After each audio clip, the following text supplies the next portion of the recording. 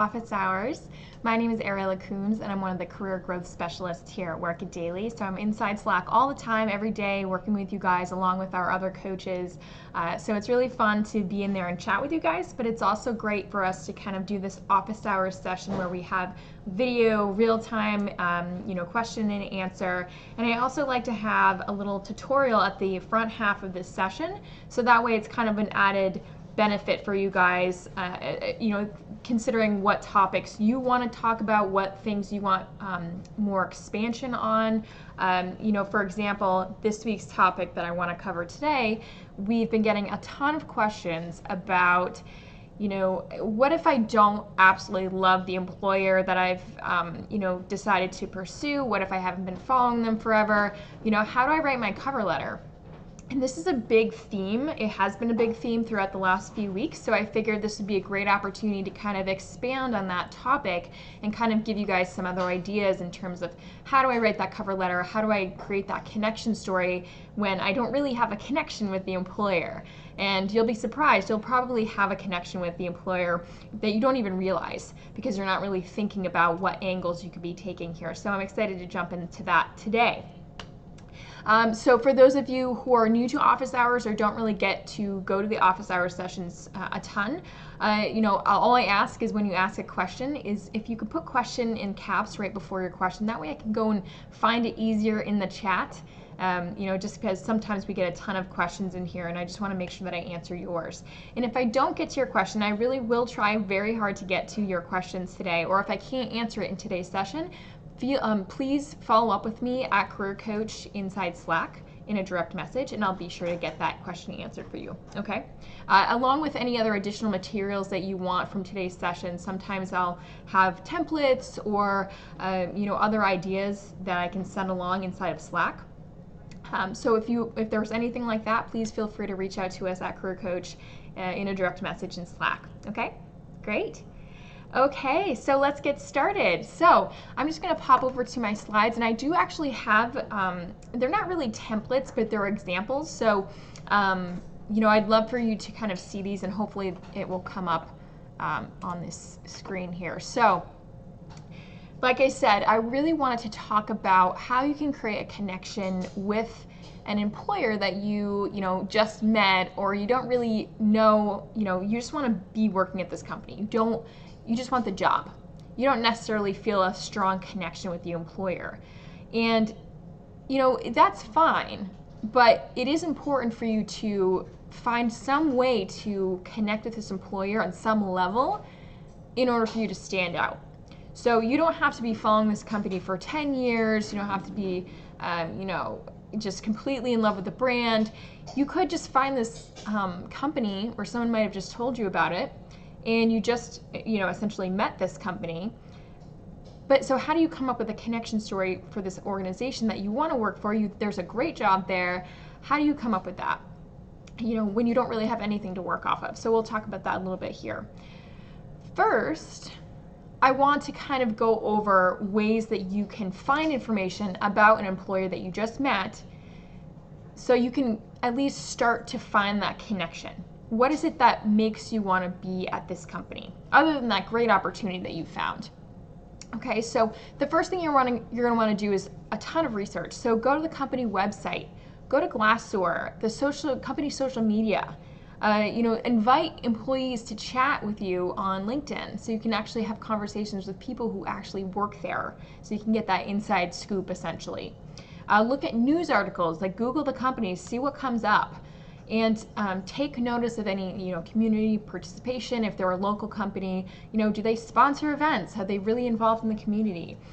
These are just a few ideas of how you can kind of do some digging to see what will resonate with you about this company. So for example, if you go to Glassdoor and you look at the reviews, you can see, what trends and what people are talking about the company. So maybe there's a lot of people who talk about how great the culture is and how great, the managers are developing their employees. This is something that you can connect with. You go to the company social media and you see all the behind the scenes at the company, or what they're doing in that community. What are those efforts? What are those projects they're working on?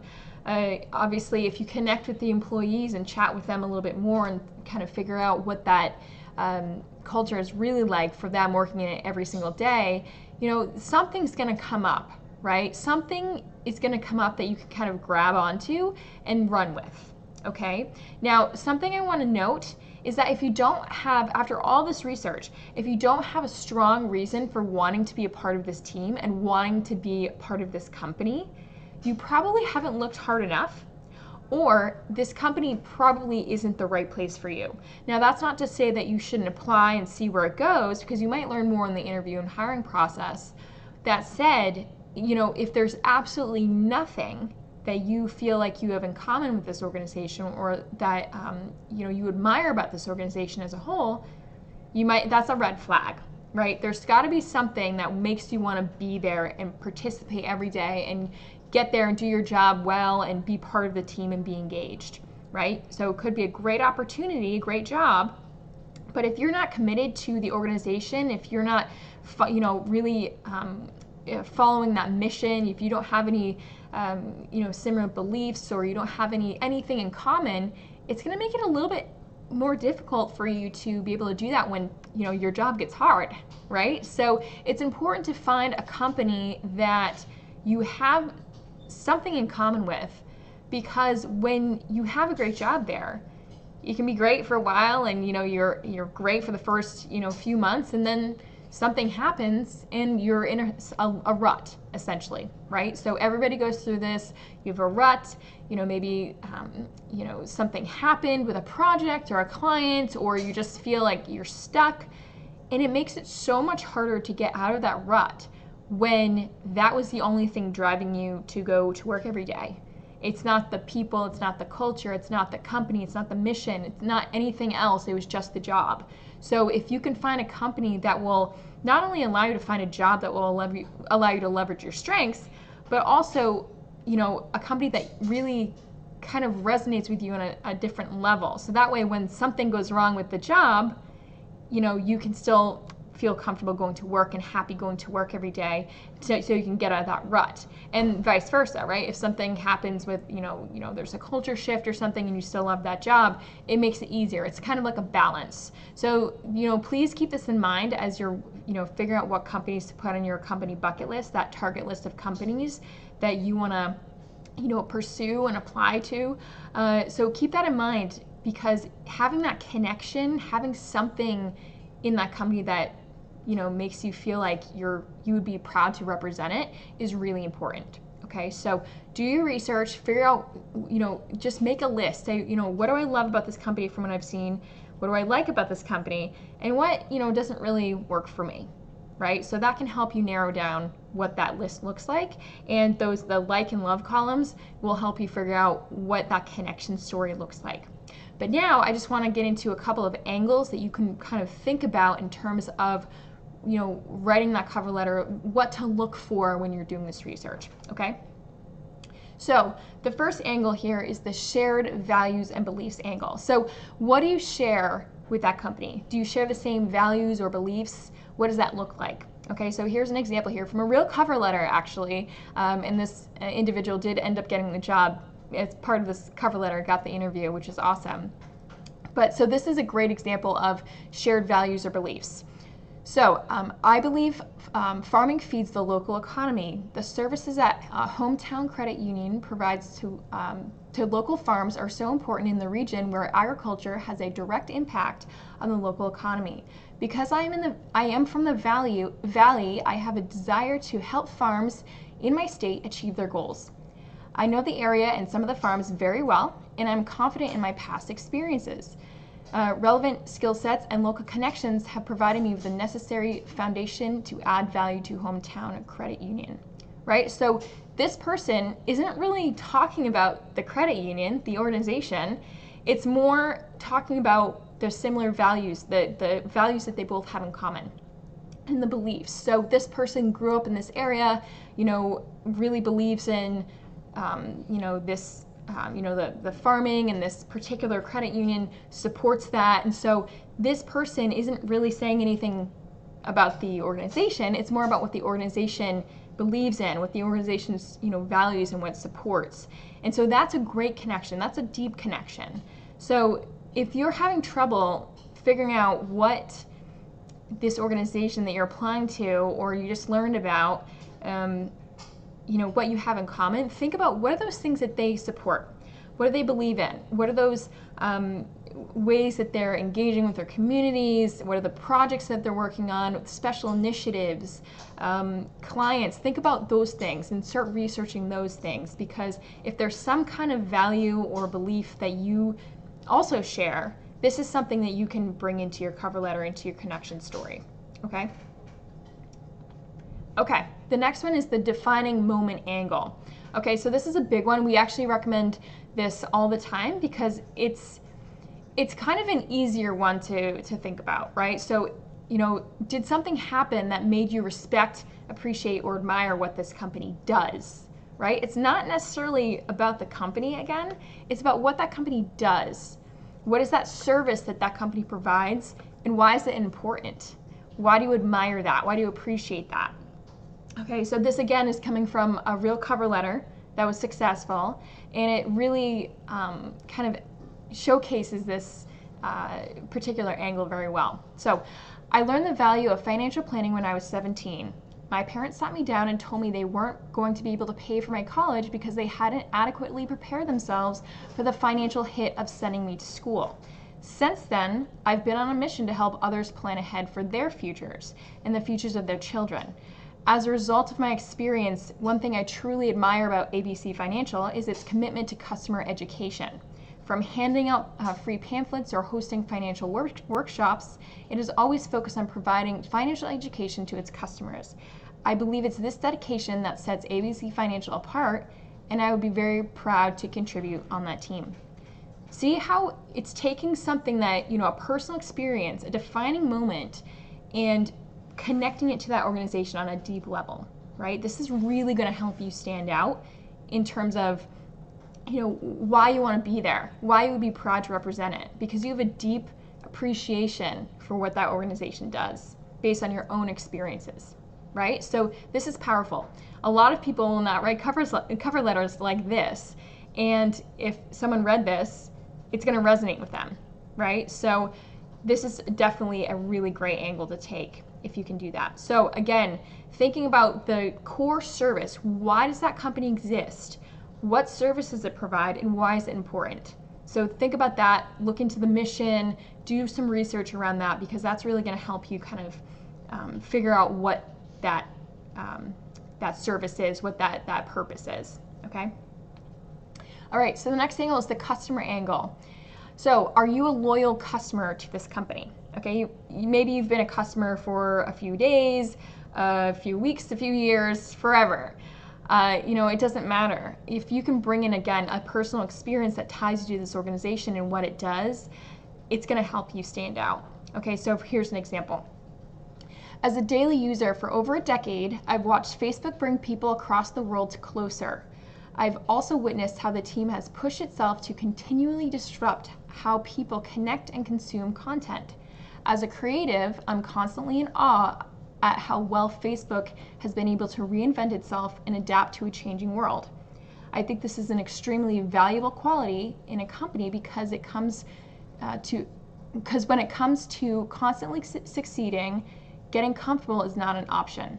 As a business of one, I share that mindset, right? So thinking about how you use this product or service, why it's important to you, is a really great way to, again, connect with that organization and show that company it's more than a job to you. It's really about you being able to contribute your skills and expertise to an organization or a company or a service or product that you already use and you already share with your friends, right? All right, so this is another one. This is just a personal experience. A lot of these are truly personal experiences, but if there's something, it could be you could have been a customer, it could have been that defining moment. This is kind of like an overarching type of angle. So did you have an amazing experience with this company that really stuck with you? Okay, so it's an experience with this particular company that stuck with you. So here's an example. I've always admired this bank for its commitment to customer service.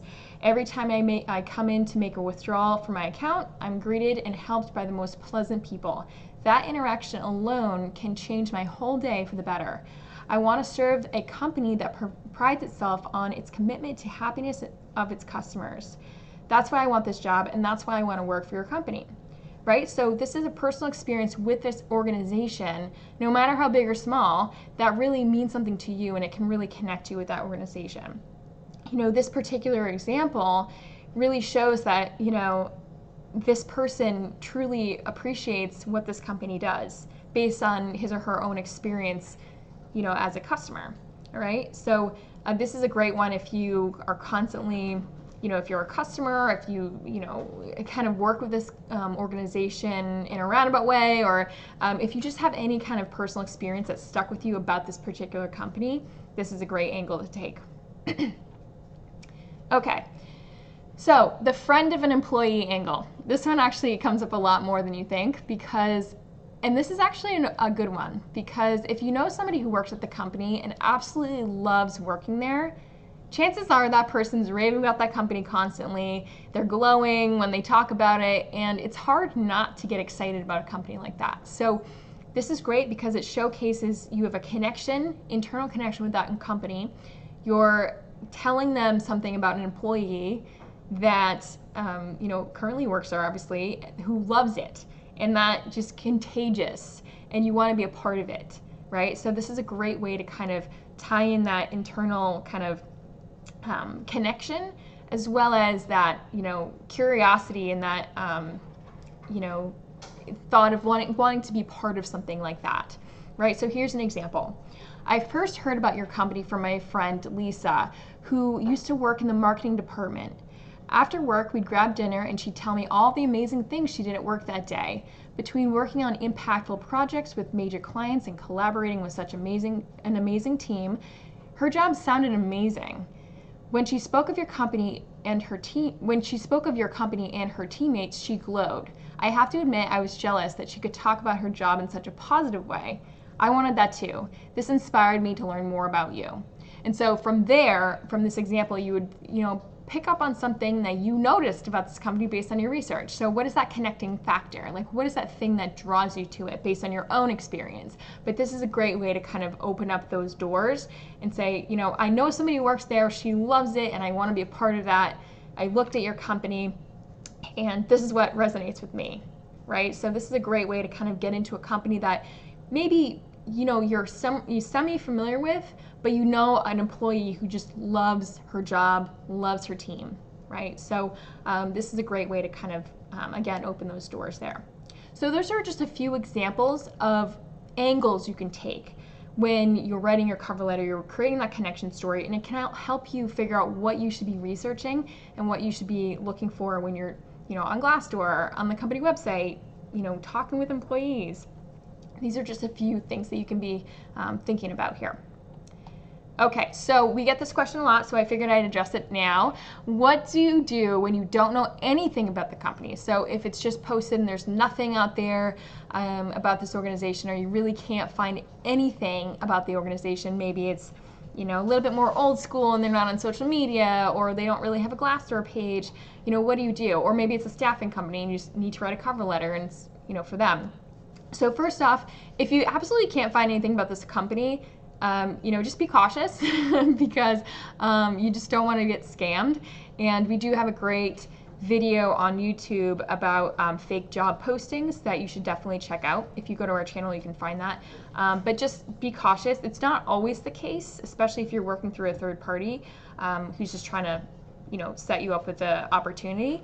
But just be cautious. But if you can't really find a ton, or if it's, like I said, a more old school company or organization that doesn't really have a huge online presence, which happens if it's like a local company and they don't really have a ton online, what you're going to want to do is focus on that passion that you have for your work, that service that you provide, and why you're motivated to do it every single day. Right? So, obviously it's ideal to have a connection with the organization and put that in your cover letter. It's really, really important. But if you absolutely can't, You know, try your best, but if you can't, you want to focus on, you know, what's that service you provide, why are you motivated to do it every day, and you know, why is it important to you? So that way you're showcasing the motivation behind what you do as opposed to just listing out or reiterating your resume. Okay, that's really important. And if you're applying for an organization that you love and you already have a great connection with, you know exactly what you're going to say, but you don't have a role in mind because maybe there isn't necessarily a role open yet, you know, really focus on that connection story. Focus on why you feel connected to the company, why you'd feel proud to work there, and you know, why you want to work for this company over any other company. You know, what is so special about this organization? Why do you want to be there? And that story is going to really help you stand out, even if there isn't an opportunity right now. You know, that's gonna, you know, stick in people's minds, and maybe it's gonna help you make a couple of connections in that company just to get started. But it's really important that you leverage that connection, even if there isn't an opportunity available right at the second, because when something comes up and, you know, they remember this story about you, and, you know, at this point you probably will have connections with that organization, they'll think of you, right, if you're the right fit. So making a really great impression with that connection story is key. Okay, so when you know about the company, you know about the role, you really just obviously want to balance that connection. I typically have people start with that connection with the organization, why they want to be there, why they want to contribute, what is it that they admire, whatever that connection story is, and then go into that service you provide and why you're motivated to do it, and then sharing a narrative, concrete example of how you've done that in the past. So you're starting with a connection, you're showcasing why you're a good fit, and you're proving that you've done this type of work in the past and you've gotten results. So that's typically what we do. And we have a great template inside the resume and cover letter plan if you haven't seen it yet, so definitely check that out. Okay. So I hope that was helpful. Again, if you want you know, any additional help with any of this stuff, you definitely check out the resume and cover letter plan, the cover letter tutorial specifically. We've got some great templates and examples in there. And of course, any other questions, feel free to ask them now in the chat or chat us privately in Slack, okay? So let's see, I see some great questions here. So let's see what we got.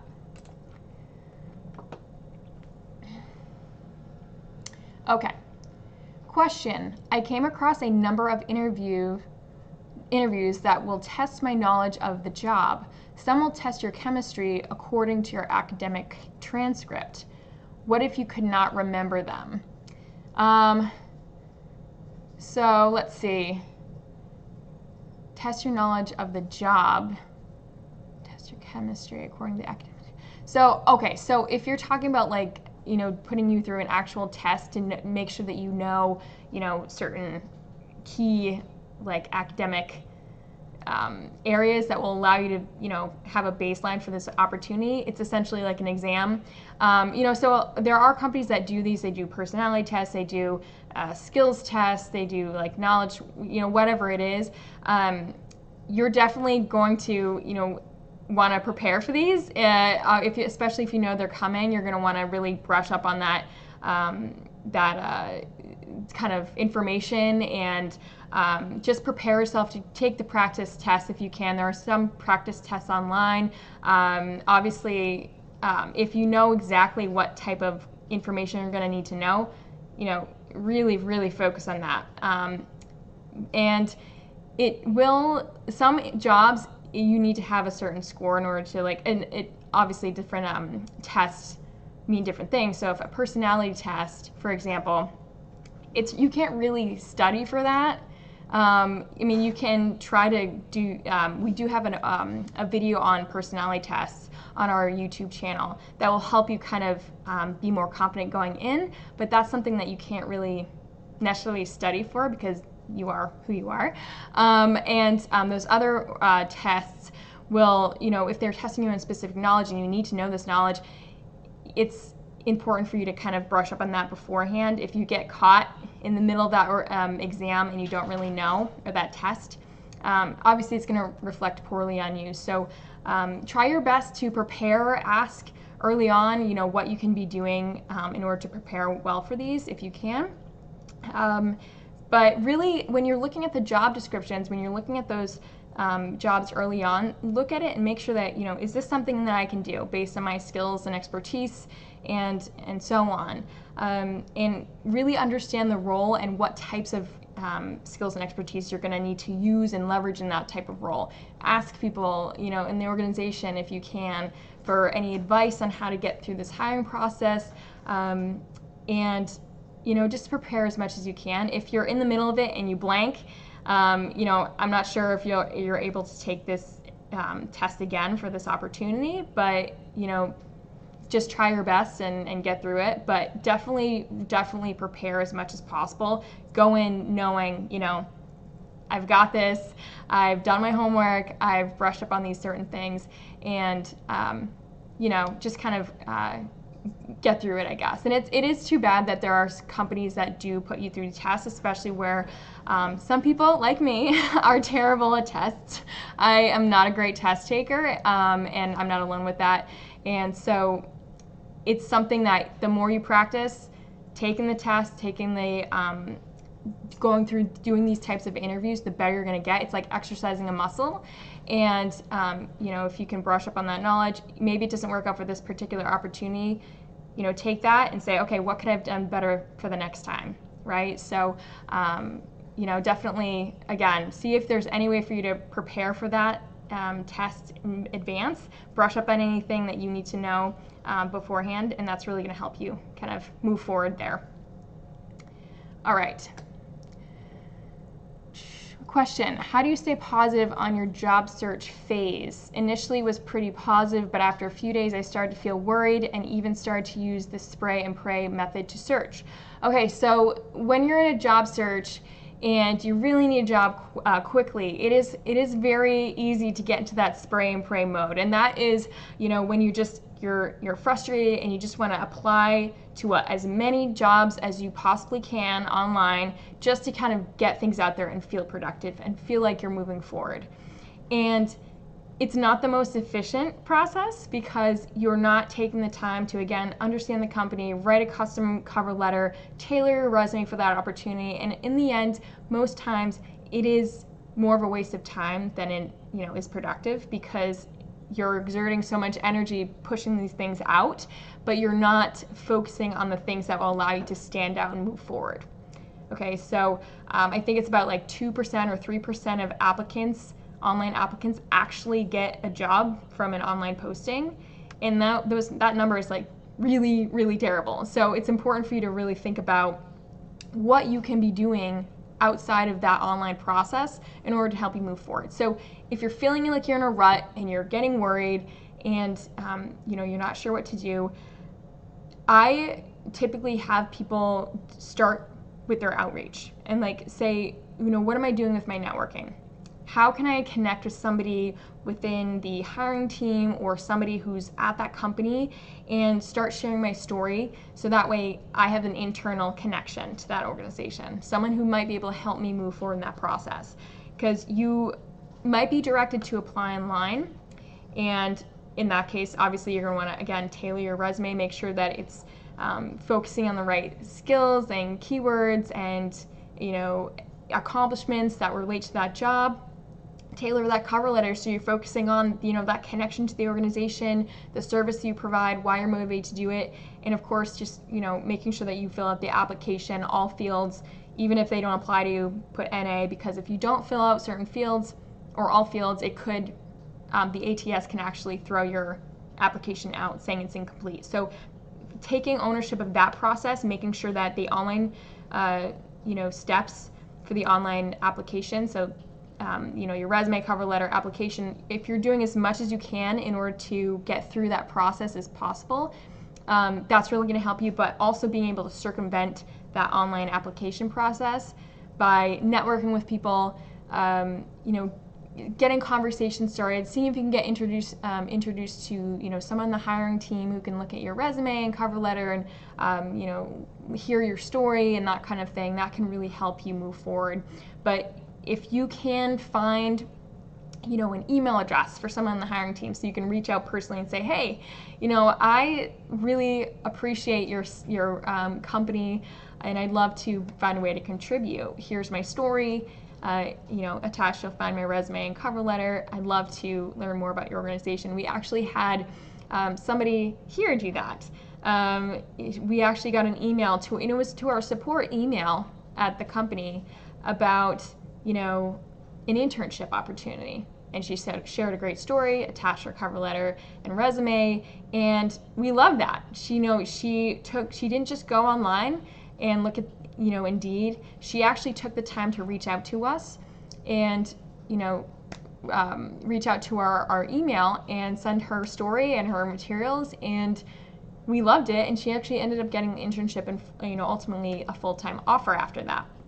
So if you can get some kind of email address or connection to someone in that organization, it can really help you kind of speed that process up, okay? But again, making sure that I know it's so tempting to just throw everything out there into the universe and just pray that you're gonna get a call back or someone to email you back, but it's important to take the time, customize that resume, making sure that you're including the right keywords. So, same with your cover letter and your application, because if you don't, you're going to waste a lot of time on an application that gets tossed if you don't have the right information on it, okay?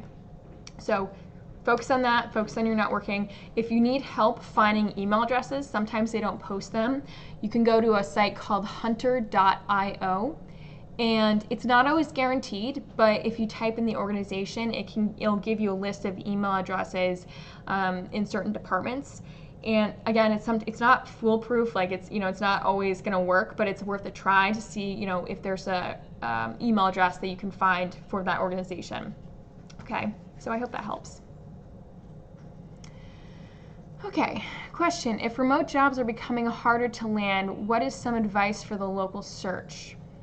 All my dream companies are not in my area. So if you're looking for remote jobs, obviously they are more competitive, but they're also becoming more common because it's so much easier these days to let employees work from home with all the technology and the communication, technology out there. It's much easier, and it helps with a lot of companies because they don't have to, a lot of companies won't pay for offices anymore. They'll, send employees and they'll work from home and they'll work from a shared workspace, and it's becoming more and more common. But it still is very competitive. So what you're going to want to do is, again, I hate to keep saying this, but, look at those companies that, allow that remote work and find something about that company that resonates with you.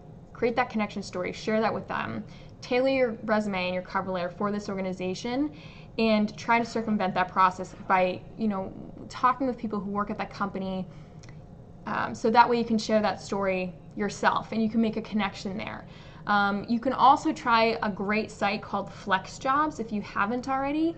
It's essentially an online job board, but it's very specific to remote work and work from home, and they have a great platform there, and all the opportunities are vetted. There's no scammy, spammy type of organizations out there, so that can really help you master that remote search.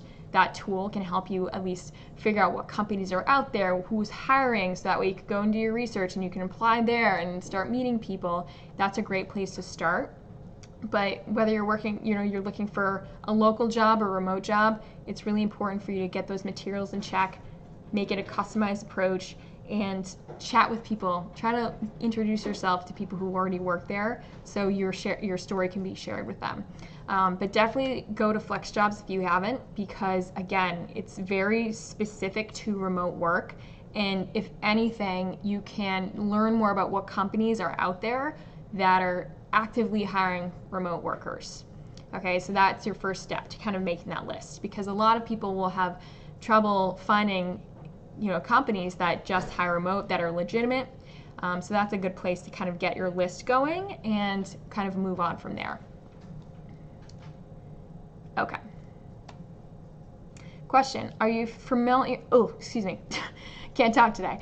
Are you familiar with the Q letter format? That's where you create a table matching their requirements to your qualifications. This is a Robert Half template. The Q letter format. I am not actually. I'll definitely look into that. Interesting. So, yeah, I'll have to look into that. I'm not sure. We really focus on, having the cover letter story, articulate your story, and then your resume in the right format, in our format. But obviously, if there are organizations out there that require certain documents and materials from you that we don't necessarily have the templates for. So we always like hearing, about what those are, what those look like, so that way we can add more resources to our library. But for the most part, we do just focus on that resume and that cover letter aspect, and then we will be happy to look over something like that if you're not sure, or if you have questions. We can definitely research that more for you and figure out what we can do to help you with that. But yes, we really focus on those two, but we're always looking to add to our resources and making sure that we have the right stuff for you, because companies are different. Companies require different materials and tests and interview practices, and it's really good to kind of stay in the loop and figure out what those are so we can help you guys with that. Okay, question. Should I ask my husband to be a referrer for a job I've applied to for at his company? Huge company, 12,000 people. He doesn't know the hiring manager. So what I would do is, I would ask your husband if obviously he doesn't know the hiring manager, but if he knows somebody else that might know or can make an introduction for you, so that way he can kind of set you up or serve you up an introduction to kind of move that process forward. That might be helpful. I wouldn't put him as one of your recommendations. Family isn't usually accepted in terms of that type of thing, but if you can leverage his network within that organization, ask him questions about how he got hired, what he did, maybe if you guys can meet up with some of his work friends, and then you can guys kind of figure out what their experience was, who they know within the company. Obviously it's a larger company, but thinking about his network there, who can he introduce you to that might be beneficial in terms of you moving forward, or if someone might have the email address of the hiring manager. But you can also use that as part of that connection story again. My husband works at this great company, and I love hearing the stories about what he does every day at work and his team, and I want to be a part of that. And so I was really hoping to find a way to contribute to your organization. You can kind of tie him into that connection story as well. So see what, who he knows, what the process was for him getting hired, and then tying him into that connection story, could be beneficial for you. All right. Question. This might be a little off topic, but what if you are trying to apply for a job that's not on Indeed or any job sites? So if you are applying for a job that's on Indeed or any job sites, that's great. Honestly, if there's a way for you to find, obviously there are companies that have their own systems, and maybe they don't want to apply, or they don't want to post their jobs on those types of sites. You still want to approach it the same way. So, fill out every field so it doesn't look incomplete. Make sure that you're tailoring your resume for that particular opportunity, looking at the job posting, looking at the keywords and the skill sets, and seeing what carries over into your experience, so that way you can really focus on those specific keywords and skills. And then of course, again, tailoring that story, that cover letter, that why you want to be there, why you want to contribute, why you think you're a good fit for the company. And then of course, again, seeing if there's anybody within that organization you can network with, you can introduce yourself to, find them on LinkedIn, go to hunter.io, see if you can find an email address of somebody there, and reach out. Having that connection will really help you stand out. But it's, whether it's on Indeed or the company website or a different, place, you still want to go about it the same way, essentially, because you want to cover your bases. You want to make sure that you are being very intentional with what you're presenting to the employer, making sure that you're presenting your best self as a candidate. right? You're marketing the right things, you're showing them you understand the role, you understand why you're going to be there and why you want to be there, and you're making it easy for them to say, yes, we want to hire this person, we want to bring this person in for the interview, or at least we want to learn more about this person because we see potential, okay? Great question. All right. Question, what do you do when an application requires your salary requirement, which is illegal in New York City? You can't complete the app without it. This can exclude you immediately. So yes, if the application requires your salary requirement, you know, if it's illegal, obviously there are states where it's illegal, like New York City, or New York, you can put, you know, NA if you want to, just to have the field filled out. If you're thinking about requirements though, think about it from the recruiter's or the employer's perspective and say, you know, we have a certain budget for this role and we want to make sure that we're bringing candidates in that actually will be a fit within that range, right? So if you're trying to buy, you know, something from a store, a big investment, you know, or a car, and you love the car, you know, you took a test drive, you did your homework on it, but the salesperson wouldn't tell you the price of the car until you're ready to sit down and buy it, and it's way out of your budget.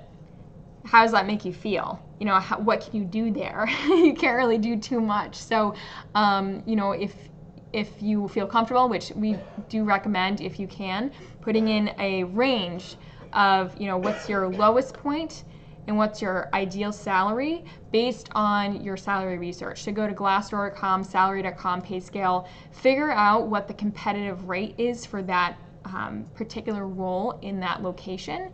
Understand the range, figure out, you know, what that looks like, that low end and the high end.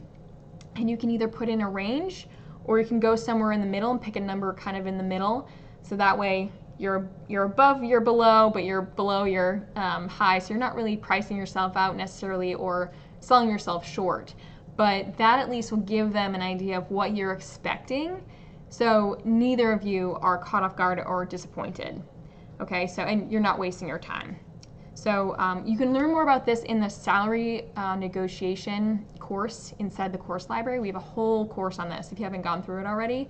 But yes, I would, if you can, put that in there just so they understand. But if you don't feel comfortable, if you don't want to put it there, if it's illegal, you can just put NA just to fill out the field. All right. Follow-up question. Can I walk into a company and just talk with them about my career aspects, or is that weird?